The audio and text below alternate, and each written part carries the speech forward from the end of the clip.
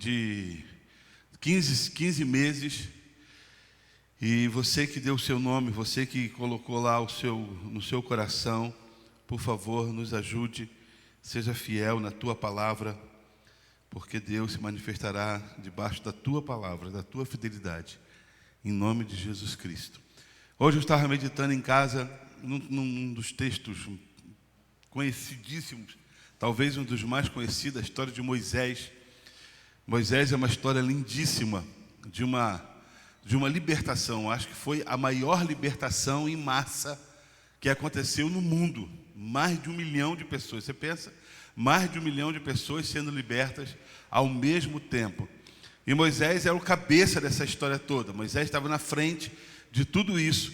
E é sobre esse tema que nós vamos meditar. O tema da mensagem de hoje eu coloquei para os irmãos: estratégias para vencer as impossibilidades. Quantas vezes você já foi bloqueado, ou se você já foi bloqueado por algumas impossibilidades? Já bateu a tua vida aí algumas impossibilidades ou não? Nunca bateu. Pastor, tudo que eu pensei foi possível, eu fiz. Não, né? Algumas impossibilidades batem às nossas portas. E aí nós falamos assim: meu Deus, eu queria tanto fazer, mas a impossibilidade não deixou eu fazer.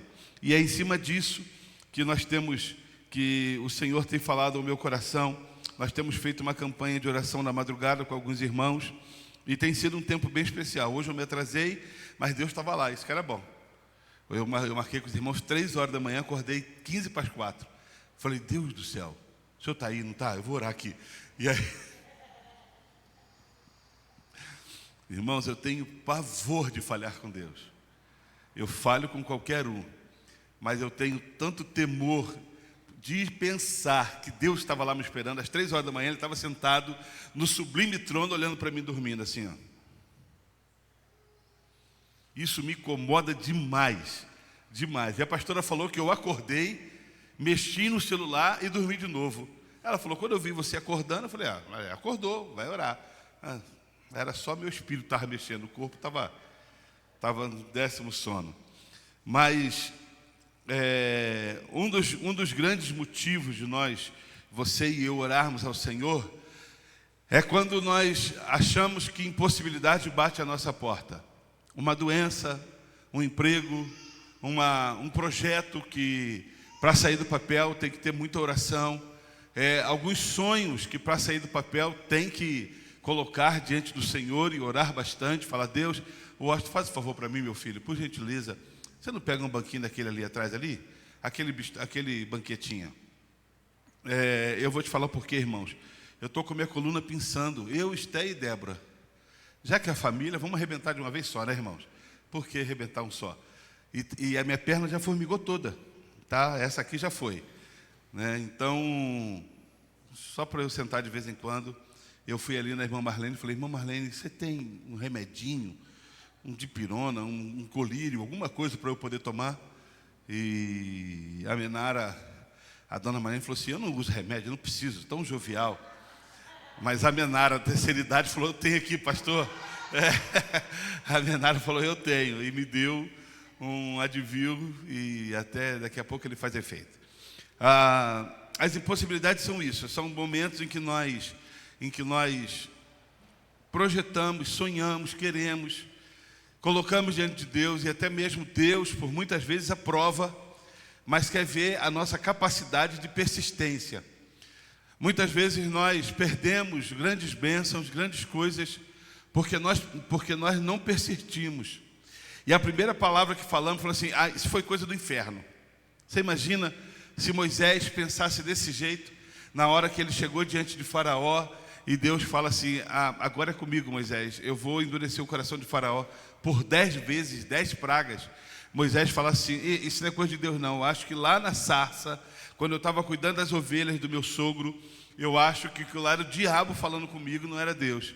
E se ele abrisse mão do projeto de Deus, o povo não seria liberto através dele. Porque a vontade de Deus, ela é soberana. O povo seria liberto, mas não através de Moisés. Deus não usaria Moisés, certamente usaria outro. Mas por Moisés não abrir mão, a história, o nome dele ficou gravado na história, um homem de fé, um homem de coragem, um homem de determinação, um homem que voltou para onde saiu, um homem que enfrentou Faraó e todos os seus deuses com letra minúscula, um homem que decidiu pegar mais de 1 milhão de pessoas, levar para o meio do deserto e caminhar no meio do deserto com esse povo.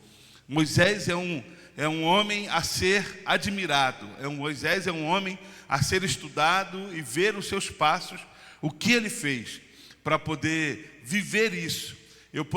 Nós poderíamos fazer aqui uma série de mensagens só sobre Moisés e talvez fazer uma série de mensagens um ano inteiro, só com mensagens sobre esse homem. No final da vida dele, a história é linda, ele foi para o monte e, lógico, morreu porque ele não está vivo até hoje, mas a Bíblia fala que ninguém soube onde está o seu corpo e foi um caso a ser estudado. Deus o levou, morreu, e Moisés é uma pessoa assim, sem igual. Tem alguns personagens, homens e mulheres da Bíblia, que nós precisamos estudar.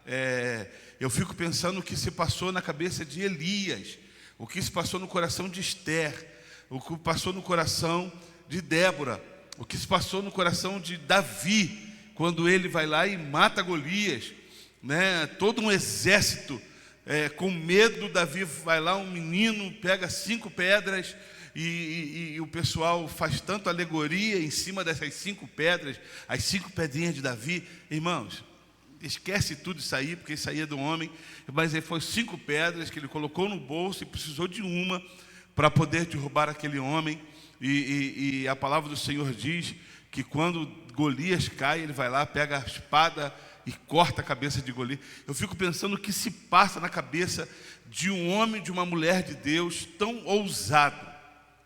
Daniel, Sadraque, Mesaque e Abednego, vai me jogar na fornalha? Me joga, é isso aí que o senhor quer? Pronto, mas eu não vou me render. Então, aquece a fornalha mais um pouquinho, vai. A Bíblia diz que aqueles que chegavam perto da fornalha morriam queimados. Não entravam perto, morria. Joga a gente lá. Por homens desse jeito é que o reino se expande. Por homens desse jeito é que a igreja chega até nós hoje.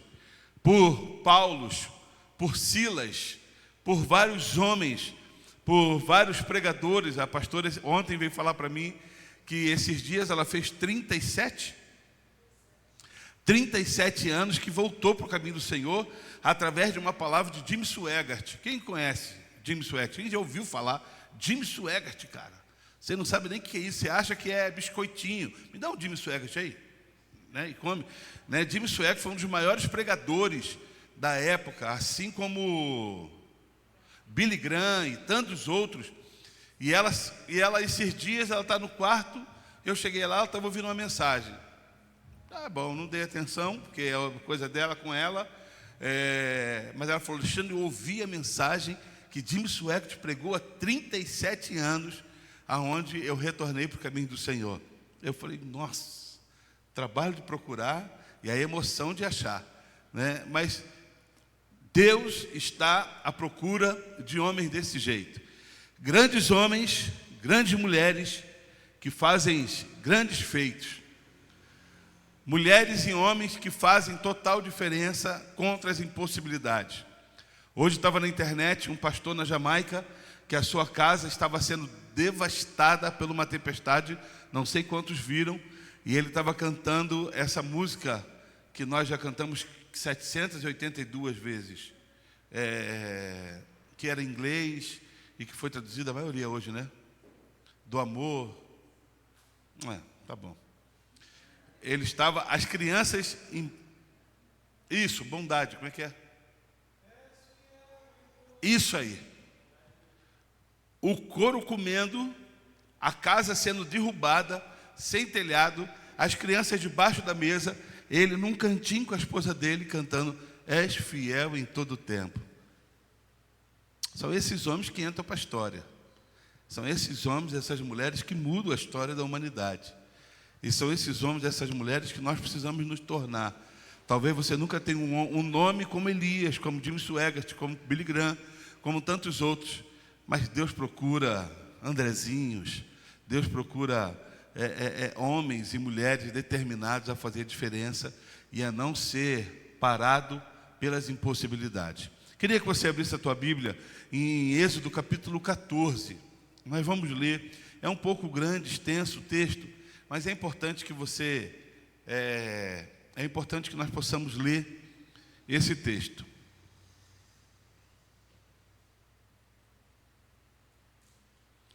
Êxodo 14, de 1 a 22. Diz assim: diz o Senhor a Moisés: diga aos israelitas que mude o rumo e acampe perto de Pi-Airote, entre Migdol e o mar. Acampe à beira do mar, defronte a Baal-Zefon. O faraó pensará que os israelitas estão vagando confuso, cercados pelo deserto. Então endurecerei o coração de faraó, e ele os perseguirá. Todavia eu serei glorificado por meio do faraó e de todo o seu exército. E os egípcios saberão que eu sou o Senhor. E assim fizeram os israelitas. Contaram ao rei do Egito que o povo havia fugido. Então o faraó e os seus companheiros mudaram de ideia e disseram: o que foi que fizeram? Deixamos os israelitas saírem e perdemos os nossos escravos. Então o faraó mandou aprontar a sua carruagem e levou consigo o seu exército. Levou todos os carros de guerra do Egito, inclusive 600 dos melhores destes carros, cada um com um oficial no seu comando. O Senhor endureceu o coração de Faraó, rei do Egito, e este perseguiu os israelitas, que marchavam triunfantemente. Os egípcios, com todos os cavalos e carros de guerra do faraó, os cavaleiros e a infantaria saíram em perseguição aos israelitas e os alcançaram quando estavam acampados à beira do mar, perto de Pi-Airote, de fronte a Baal-Zefon. Ao aproximar-se o faraó, os israelitas olharam e avistaram os egípcios que marchavam na direção deles. E aterrorizados, clamaram ao Senhor.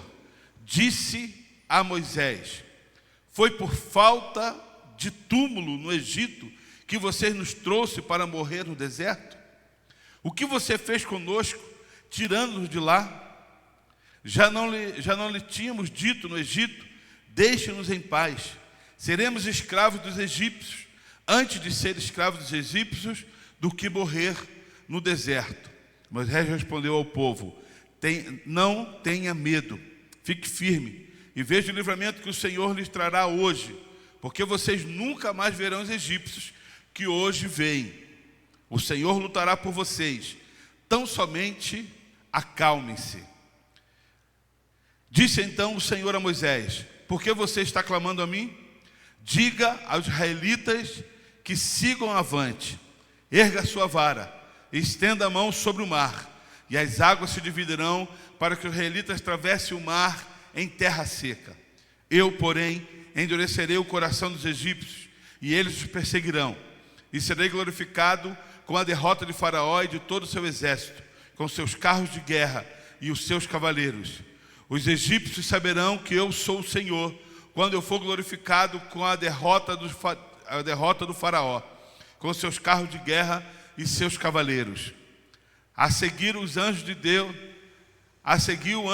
Deus que ia à frente do exército de Israel, retirou-se, colocando-se atrás deles. A coluna de nuvem também saiu da frente deles e se pôs atrás, entre os egípcios e os israelitas. A nuvem trouxe trevas para um e luz para o outro, de modo que os egípcios não podiam aproximar-se dos israelitas durante toda a noite. Detalhes, hein, irmãos? Preste atenção nisso. Então Moisés estendeu a mão sobre o mar, e o Senhor afastou o mar e o tornou em terra seca, com um forte vento oriente que soprou toda aquela noite. As águas se dividiram, e os israelitas atravessaram pelo meio do mar em terra seca, tendo uma parede de água à direita e outro à esquerda. Quando nós lemos esse texto, é um texto maravilhoso, com detalhes riquíssimos, que você vai observando ao texto.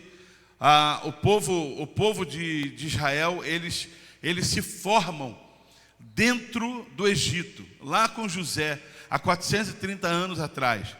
Na fome, eles foram para o Egito e lá ficaram. José se torna governador do Egito, aquele que traz a solução para a fome que estava instalada. E aí a palavra do Senhor diz que o povo de Israel, eles cresceram tanto que foi necessário eles serem subjugados pelos egípcios, senão eles iam dominar. Em 430 anos, a palavra dá a ideia que eles eram maiores do que o próprio povo da terra. Deus manda com que Moisés, que era filho do Egito, ele era israelita, mas criado no Egito, ele foge, porque ele matou um egípcio, ele foge, e Deus manda com que ele retornasse para libertar o povo. A palavra do Senhor diz que esse povo estava lá cativo, escravo, trabalhando para os egípcios, construindo a cidade dos egípcios. Tanto que no texto você lê que eles falam assim: nós falamos para você, nós não queremos sair, que nós não queríamos sair. O que é melhor? Lá nós tínhamos pelo menos sepultura para poder morrer. Estamos aqui agora no deserto e nós não temos nada. Como ter sepultura fosse grandes coisas. Eu falo para Débora, quando eu morrer me joga na vala, está tudo certo, porque eu já estou diante de Deus. A única coisa que vai ficar é a carcaça. Pode jogar, pode mandar embora, pode cremar, pode colocar em qualquer cemitério, não tem problema nenhum. Como se sepultura fosse alguma coisa importante. Ai, pastor, mas eu queria ser enterrado assim, maquiada, com cabelo feito, com barba cortada, com a roupa tal. Irmãos, é só para o bicho comer. Não faz diferença nenhuma. Tá bom, e eles ficaram preocupados com isso. Pelo menos lá nós tínhamos. Agora estamos aqui, como se o deserto não fosse ótimas sepulturas para eles. E eles começam a jogar isso na cara de Moisés, falando isso a Moisés. Olha aí. E Deus fala: por que você está orando? Por que você está falando? Manda o povo que marche. Há uma situação linda aí, em que o anjo que estava à frente, conduzindo o povo, vai para trás. A coluna de fogo vai para trás. E a palavra do Senhor diz que os egípcios, eles andam uma noite inteira no deserto, de um pedaço, talvez que fosse pequeno, para chegar ao povo de Israel. Eles caminham a noite inteira e não conseguem chegar. Um vento que vem do ocidente abre o mar e eles conseguem atravessar para o outro lado com o pé seco. Se você continuar lendo a história, você vai ver que depois esse mar ele se fecha e traga cavalos, cavaleiros, carruagem, tudo morre, tudo acaba, e o nome do Senhor é glorificado diante daquela situação. Bem, quando o povo de Israel vê isso acontecendo, era para eles, assim, de fato, temerem ao Senhor. De verdade, há um Deus no nosso meio. De verdade, há um Deus que nos ama. De verdade, há um Deus fiel em nossas vidas. Por quê? Porque Ele fez tal coisa por nós. Ele abriu o mar, Ele nos libertou, Ele abriu o mar, Ele nos fez atravessar o mar e agora tragou os egípcios. Eu queria saber quantas vezes você já viu o mar aberto. Nunca viu?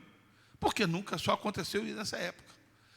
Não vai ver. Foi algo em que Deus fez, algo que o Senhor fez, algo que marcou a história daquele povo. Mas é interessante que logo depois, dias depois, aquele povo estava reclamando porque lhe faltava água, porque olha aí, pelo menos lá nós tínhamos cebola, nós tínhamos alho poró, né, pastor? Nós tínhamos alho poró, nós tínhamos cebola, nós tínhamos algumas coisas para comer, nós tínhamos umas casas ruins, mas tínhamos casa. Agora você nos traz para o meio do deserto para dizer que nós somos povo de Deus, povo sem terra. Primeira coisa que é traçada como dono, como povo, como nação, é ter uma terra. Nós não podemos ser porque nós não temos terra, mas eles esquecem da promessa que Deus estava preparando um lugar que iria manar leite e mel para eles. Quando eu leio isso, é interessante que nós nos assemelhamos demais a esse povo. Por quê? Pelo que Deus já fez em nossas vidas. Pelo grande milagre que Deus já fez em você e em mim. Pastor, Deus nunca fez nada comigo, não. Não. Você um dia teve um encontro com Ele. Você um dia entregou sua vida por Ele. A morte dele foi por você e por mim. O seu sangue foi derramado na cruz do Calvário por nós. E somos lavados, redimidos e perdoados pelo sangue de Jesus. Eu queria saber qual outro Deus fez isso pelos seus seguidores, por aqueles que dizem amar.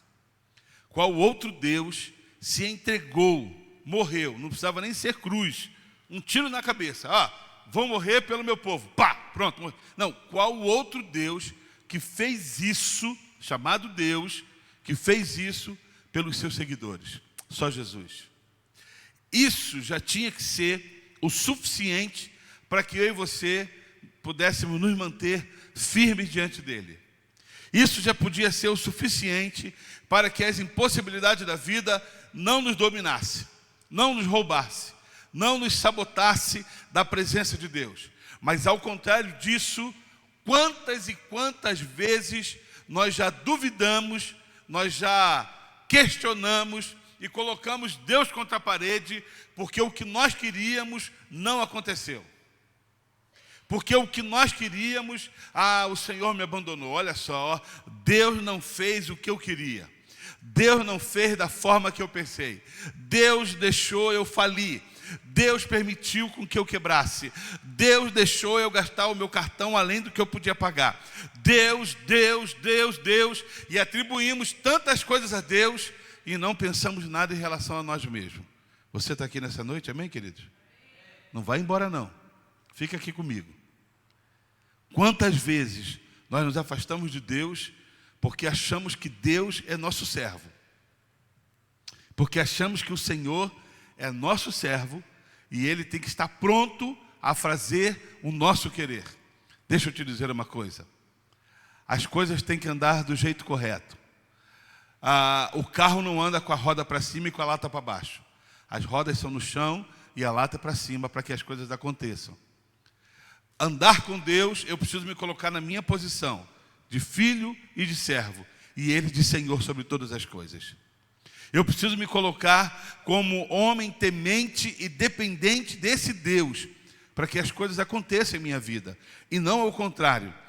Houve uma época em que as pessoas falavam assim: você tem que colocar Deus contra a parede, você tem que ter autoridade diante de Deus, você tem que falar com Deus e Deus tem que te ouvir. É uma coisa que eu sempre tive muito medo disso, de questionar e colocar Deus contra a parede. O Senhor prometeu, o Senhor tem que fazer. Primeiro a palavra diz: se Ele prometeu, Ele é fiel para cumprir, mas no tempo dEle, não no meu e no seu tempo. O problema é que nós achamos que o nosso tempo é o tempo correto para todas as coisas. Há um Deus que Ele tem o tempo correto para todas as coisas. E quando nós começamos a ler esse texto, nós começamos a aprender as estratégias para vencermos essas impossibilidades que roubam os nossos corações e nos põem no lugar errado. Impossibilidades que vêm sobre nós, e com as impossibilidades, às vezes geram incredulidades, que geram a falta de fé e que geram vidas longe da presença de Deus. Primeira coisa que nós precisamos lembrar, lembre-se, há um propósito de Deus em tudo. Em tudo há um propósito de Deus. E você precisa entender isso. Nada acontece se não for por permissão divina. Nada acontece se não for por permissão de Deus. Há um propósito de Deus em todas as coisas. Eu estava, a pastora no almoço de ontem, estava falando de uma pessoa que ela ficou muito feliz porque encontrou com essa pessoa, e essa pessoa estava restaurada, tomando conta de um grupo pequeno, com a vida totalmente restaurada. E ela falou: estou tão feliz porque eu conversei com essa pessoa. E eu saí Ela falou na quarta, ela falou na terça, na quarta eu saí e encontrei com essa pessoa na rua. E conversando com ela e falando que a pastora tinha comentado da felicidade de saber que ela estava bem e que voltou para o caminho do Senhor e que tem sido uma pessoa tremendamente usada, Deus usando a vida dela debaixo da história que ela viveu, debaixo da história conturbada, mas agora sarada, curada, e ela sendo bênção, canal de bênção para outras mulheres em cima daquela história. E aí entramos em assunto de filhos, porque os nossos filhos eram amigos, entramos em assunto de filhos, e aí eu falei para ela assim, eu estou tão feliz por saber que os propósitos de Deus se cumpriram na vida dos nossos filhos.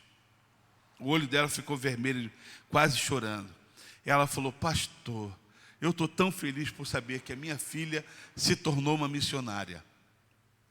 Ela falou, não sei como ela vai viver, mas se tornou. E vai casar agora. Eu falei, não se preocupe com isso. A Bíblia fala que Deus cuida das aves, do lírio, que Deus cuida de tudo. E vai cuidar dele e dela também, assim como cuidou de mim, da pastora. Deus cuida. É Ele que manda o maná, é Ele que manda o sustento, é Ele que manda a moradia, é Ele que manda as roupas, é Ele quem nos sustenta. A pastora Domingo falou aqui que nós fomos assaltados e o ladrão roubou todas as roupas delas. A roupa dela estava na mala, o ladrão só teve o trabalho de pegar a mala e levar embora. A minha ficou lá, porque minha roupa não cabe ninguém. O ladrão devia ser magrinho, falou, larga esse lençol para lá.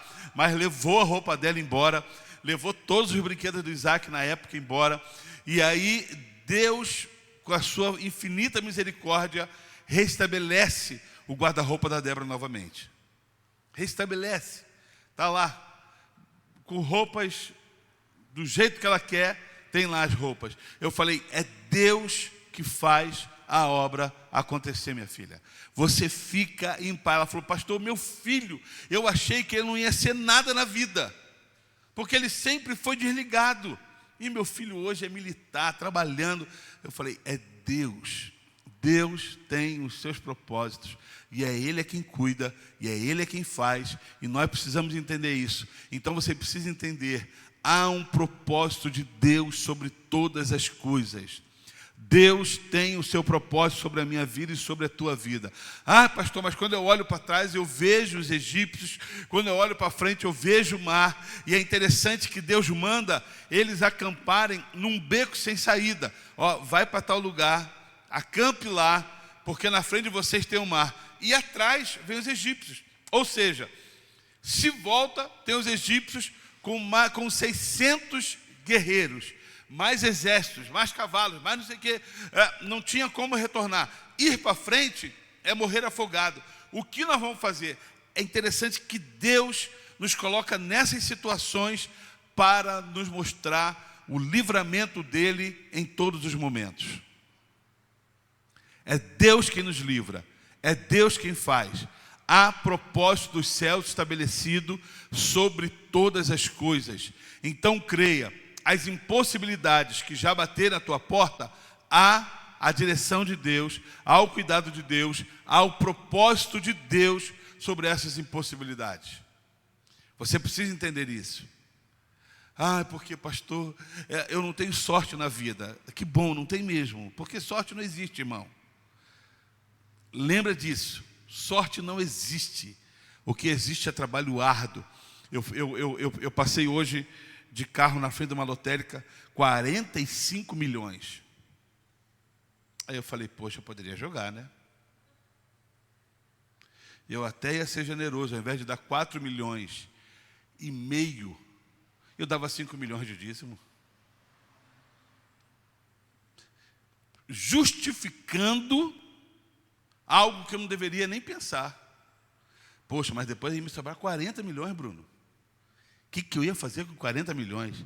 Aquele cunhado eu não ia dar, não. Ixi, estou fora. Ele sem dinheiro é chato, com dinheiro então ele ia ficar insuportável. Deixa eu te falar uma coisa. Há propósitos de Deus em tudo. Você não precisa olhar para a grama do vizinho e nada que te dê uma facilidade na vida. Tudo que Deus preparou para ti é o melhor. Tudo que Deus preparou para você é preparado nos céus. Nasce no coração dele para os nossos corações. Há um propósito estabelecido. Deus vai sempre na frente. Por que eu não vejo, pastor? Por que eu não vejo Deus na frente? Porque você não olha para Ele. Nós não enxergamos Deus na frente porque conseguimos olhar somente para as impossibilidades da vida. Não olhamos para Deus. Não olhamos para o que Ele faz. Por isso que não enxergamos o que Deus está fazendo. Por isso que não enxergamos as obras miraculosas dele em nossas vidas. E aí olhamos tanto as lutas, e as lutas não nos permitem, as impossibilidades não nos permitem levantar a cabeça e olhar para frente. Só que, ai meu Deus, e agora? Como vai? Como vou conseguir? Como vai ser? Faz o seguinte nessa noite, presta atenção em mim, levante a tua cabeça, olhe um pouco mais adiante, porque você vai ver Deus agindo na tua vida. Eu posso ouvir um amém, queridos? Aí agora o pregador prega mais 10 minutos. Segunda coisa que eu aprendo, não posso questionar o que Deus disse que faria em nossas vidas. Às vezes, nem eu sei o que eu preciso. Como assim, pastor? Às vezes nem eu sei qual é a minha real necessidade. Você já viu aquela mensagem? Nós já falamos, a pastora, em conversa com a Débora, ela já falou isso comigo 500 vezes. Alexandre, você precisa focar. O que você quer? E eu sou um cara extremamente agitado, aí eu fico assim. São tantas coisas que fervem na cabeça. São tantas vontades. Ela fala assim, você tem muita vontade. Até parece comigo. Você tem muita vontade. E aí, por ter muita vontade, você não consegue focar. Não posso questionar o que Deus disse que faria em nossas vidas. Acalme. Se Ele disse que vai fazer, Ele é fiel para cumprir. Se Ele disse que vai fazer, a palavra é confie. Espere. Espere com paciência no Senhor. Confie. Não questione o que Deus disse que vai fazer. Deus disse ao povo, vou levar vocês para uma terra prometida. Vou capacitar vocês no deserto. Vou abençoar, vou suprir, vai dar tudo certo e vocês vão receber o melhor dessa terra. Por questionar, por duvidar, por não confiar, uma nova geração precisou ser levantada. O que era um percurso rápido, demora 40 anos para que esse povo chegue na terra prometida. Não questione, espere, aquiete. Pastor, mas a minha mulher não se converte. Aquiete.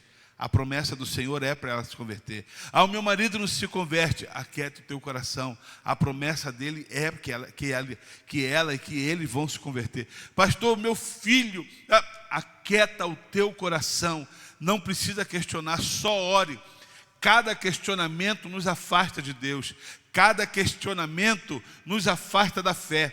Cada questionamento nos rouba da presença de Deus. Não faça isso. Não comece a minar a sua fé por aquilo que você tanto queria que acontecesse. Deus sabe o melhor para a tua vida e para a minha vida. Ou será que não sabe? Lógico que Ele sabe.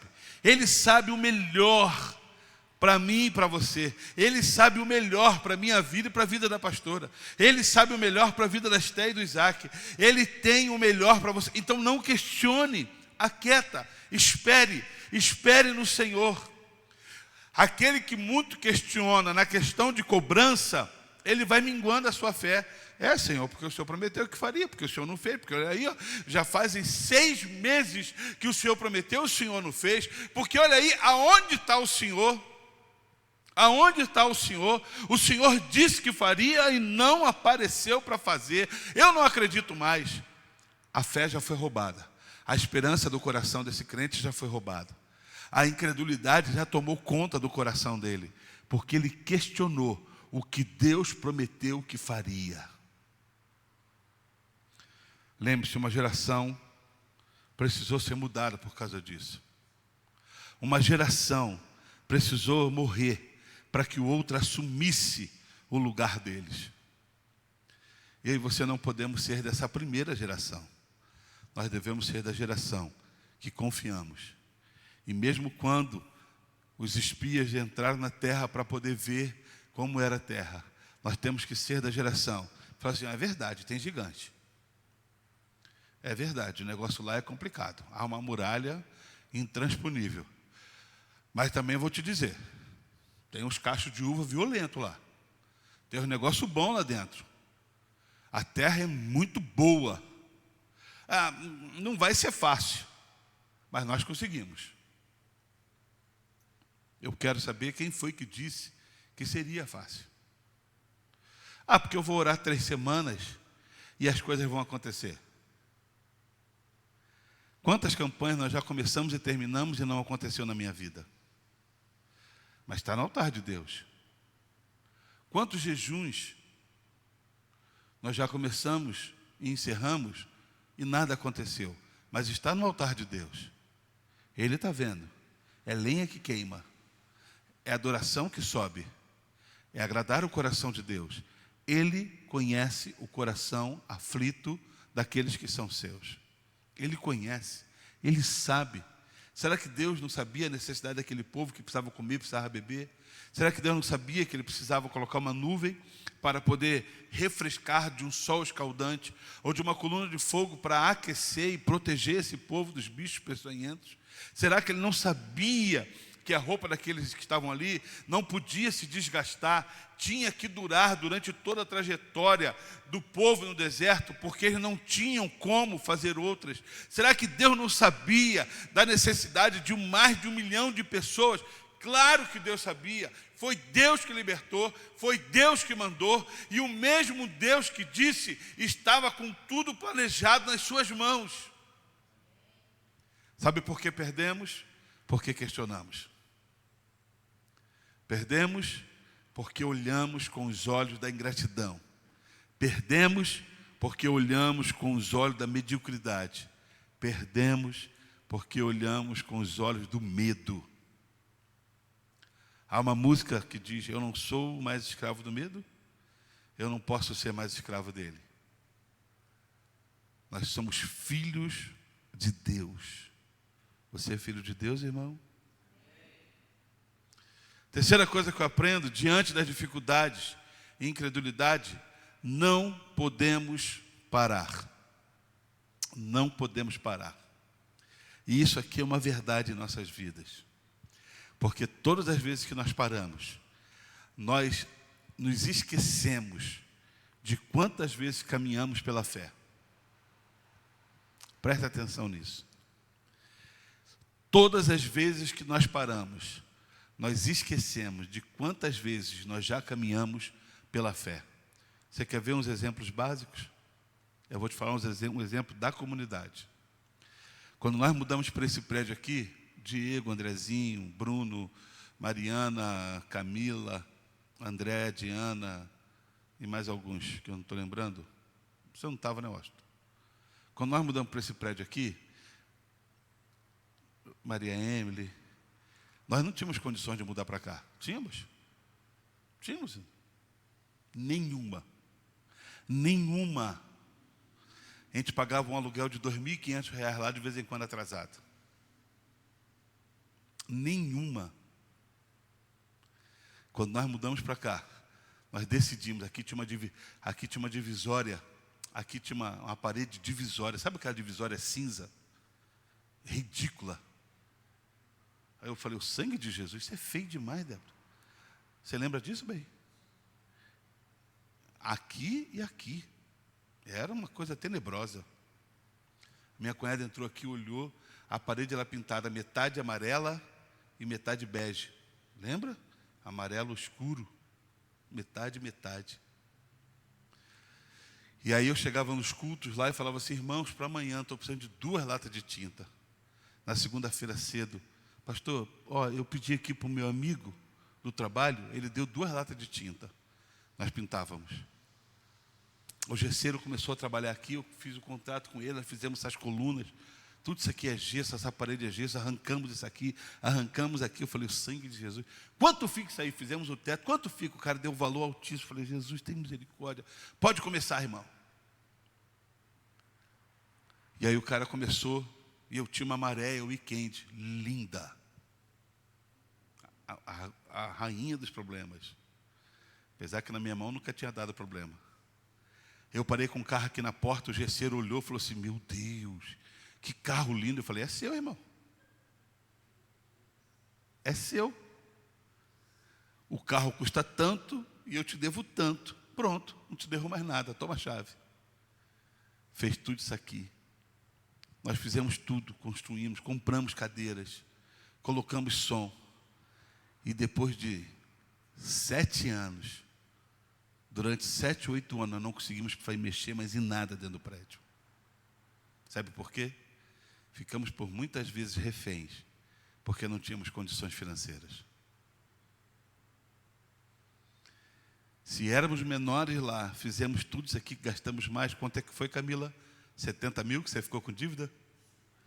70 mil. Os jovens saíam na Andrômeda.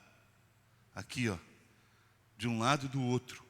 Com tabuleiro de beijinho e brigadeiro vendendo. E trazia o dinheiro para a igreja. E nós comprávamos as coisas. Colocávamos vidro, colocava um ou outro. Fizemos, colocamos som. Depois ficamos 8 anos sem comprar um cabo. Porque ficamos refém do eu não posso. Ficamos refém de olhar somente aquilo que estava nas nossas mãos.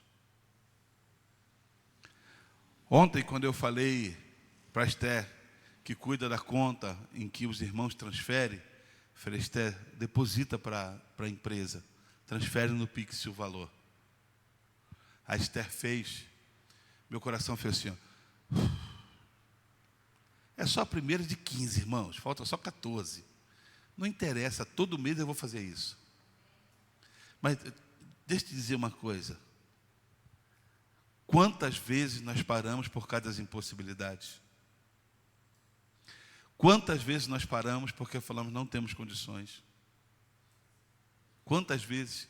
Hoje eu estava conversando a manhã toda com um grupo de pastores que eu tenho, 5 pastores, amigos. E eu falei, nós compramos uma mesa de som. E um falou assim, quanto foi? Eu falei, 29 mil reais. Ele falou, o sangue de Jesus tem poder. Você está maluco? 29 mil reais. Rapaz, eu até perdi o fôlego. Eu falei, eu também. Só que eu já ressuscitei. E não quero morrer mais por causa disso. Mas nós compramos. E aí começou o questionamento sobre iluminação, que nós falamos que nós compramos iluminação. Um falou assim, o que é esse negócio aí que você tanto fala? Aí eu peguei a igreja dele assim, tirei uma foto da igreja dele, o povo da igreja dele, tudo vermelho. Porque as luzes vermelhas estavam no povo, o povo vermelho. Aí eu falei, olha aqui, ó, o teu palco está parecendo um inferno, irmão. Tirei foto do dele e do nosso e mandei para ele. Ele falou, me dá o nome desse negócio agora, cara. Eu não vi como é ridícula a plataforma da minha igreja. Me dá o nome desse negócio agora que eu vou comprar. Falei, Deus, quantas vezes nós ficamos presos por causa de impossibilidades? Quantas vezes nós paramos com medo de fazer alguma coisa? Há um projeto no coração da Débora, projeto Caleb, em que está estagnado. Tudo pronto na cabeça dela. Tudo pronto. Sabe por que não foi para frente? Porque não tem dinheiro. Como se dinheiro ditasse alguma coisa na vida do crente. Como se dinheiro pudesse fazer você parar ou não. Eu falei, Deus, 2025, o projeto Caleb precisa andar. Nós precisamos de uma psicóloga. Nós precisamos de um médico, já temos, querendo ele ou não. Nós precisamos de enfermeiros. Nós precisamos de professores. Mas, acima de tudo, precisamos de um espaço que não podemos pagar. E eu queria muito que o Senhor abrisse um espaço para a gente, para que a gente pudesse montar o projeto Caleb. Queridos, diante das dificuldades e incredulidade, não podemos parar. O que Deus disse para Moisés em relação ao povo? Diga ao meu povo que marche. Diga ao meu povo que marche. Presta atenção. Deus manda o povo marchar enquanto o mar não tinha aberto ainda. O mar ainda estava com o mar. O mar ainda era mar. Não, manda o meu povo marchar. Eu imagino que aqueles olharam para o mar assim e falaram assim, não, tudo bem, deixa eu ir para trás, porque eu não sei nadar. Vai. Manda marchar. Depois, Deus fala para Moisés um segredo. Você parar impede com que você veja a glória do Senhor na tua vida. Quais são as impossibilidades que tem te travado, irmão? E você tem morrido no meio do caminho. Sabe qual que é a quarta coisa? Que diante das dificuldades, levanta as tuas mãos para o Altíssimo. O que Deus diz para Moisés? Moisés, mande o povo marchar, vai lá na frente. Pega o bordão, pega a vara, sinal de autoridade. Levanta sobre o mar. Agora levante as suas mãos. O povo vai marchar. Quando nós entendemos isso, e espiritualmente, isso é um sinal de autoridade. Quando você vai orar por alguém, você levanta as suas mãos. Quando você vai dar autoridade a alguém, você levanta as suas mãos. Levantar as mãos é um ato de autoridade, mas acima de tudo, de dependência de Deus. É dele que emana a autoridade. Moisés, levanta as suas mãos.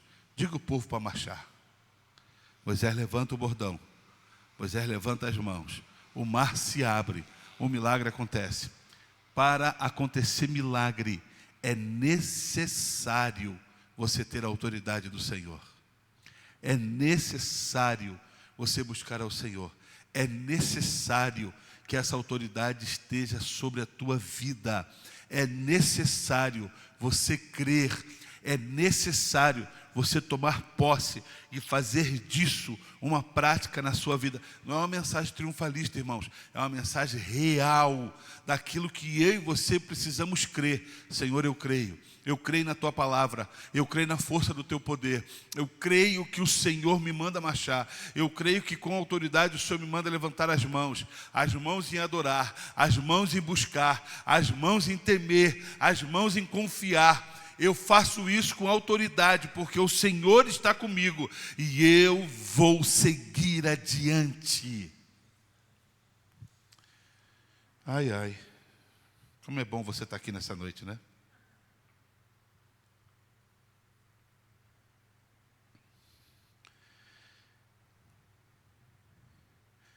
Eu quero encerrar e te fazendo uma única pergunta. Quais são hoje as impossibilidades da sua vida? Todos nós temos. Antes de sair, eu estava pensando naquilo que tem sido motivos que tem me feito parar.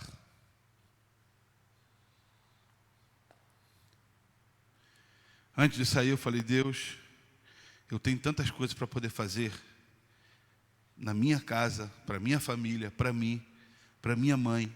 Eu comentei com a Débora, eu queria tanto fazer isso para minha mãe. Mas algumas coisas nos impedem. Quais são as impossibilidades? Quando a minha sogra estava viva, nós tentamos fazer de tudo para facilitar. Tudo.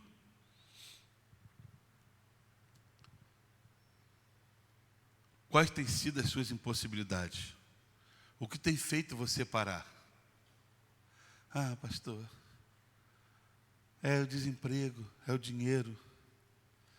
Eu vou um pouco mais fácil. É a tua falta de fé e de coragem. É a tua falta de determinação em poder ir adiante e confiar em Deus. Esse Deus precisa de fato ser Senhor sobre todas as coisas na tua vida. Vamos ficar de pé.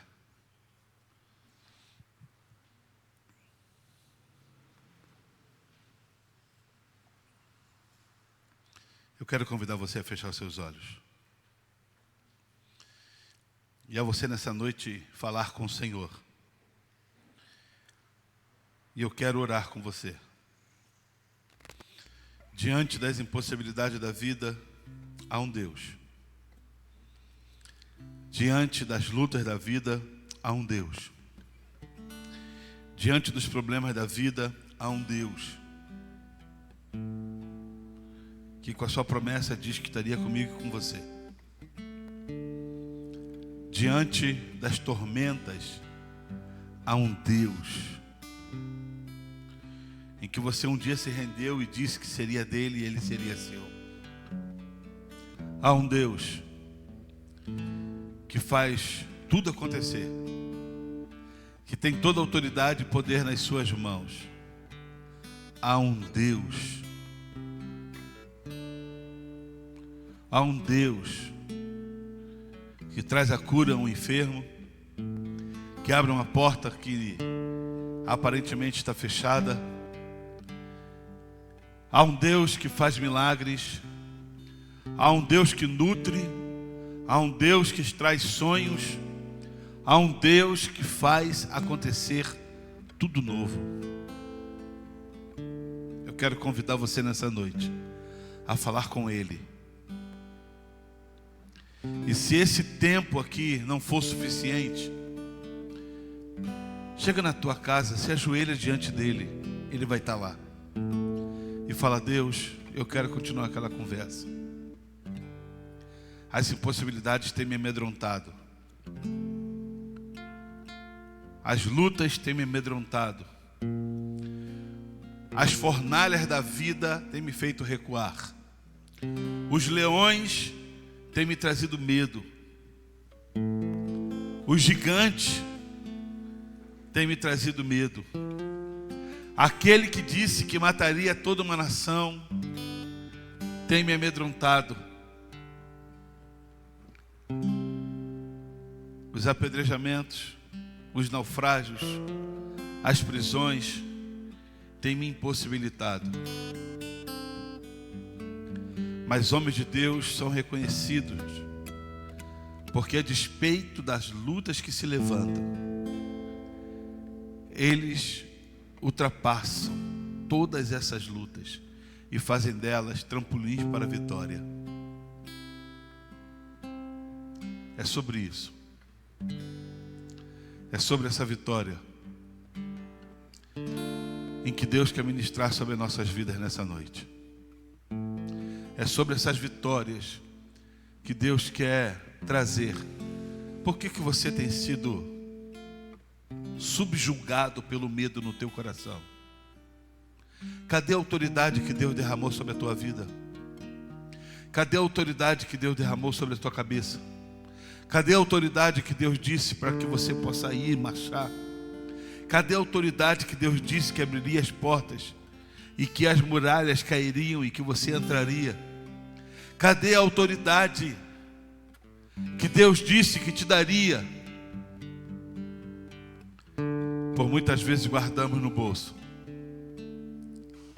e vivemos de meras lembranças. Deus quer convidar você a você viver novamente uma nova fase, um novo tempo. Pai querido, nós queremos te louvar, porque quando nós meditamos na tua palavra e vemos que tu és o mesmo Deus de ontem, de hoje e é o Deus da eternidade. A tua palavra não muda, o Senhor é um Deus imutável. Tu não és um Deus que se confunde com as variações das situações. Tu és o mesmo Deus, Criador de todas as coisas e com autoridade sobre todas as coisas. Nessa noite, ó Pai, eu quero interceder pela vida dos meus irmãos. Nós não podemos ser reféns dos nãos da vida. Nós não podemos ser reféns das leituras terríveis que às vezes vêm, notícias terríveis que vêm sobre as nossas vidas. Mas nós somos, ó Pai, libertos em Cristo Jesus. A tua palavra diz que nós somos herdeiros. A tua palavra diz que somos co-herdeiros com Cristo Jesus. A tua palavra diz que o Senhor nos deu toda a autoridade. A tua palavra diz que nós temos o sangue de Jesus Cristo que é derramado sobre as nossas vidas. A tua palavra diz que somos libertos das coisas deste mundo e que vivemos para o Senhor. A tua palavra diz que nós somos dependentes do Senhor e não daquilo que o homem diz, não daquilo que o homem determina, não daquilo em que a minha conta bancária determina. Eu sou dependente do Senhor Deus.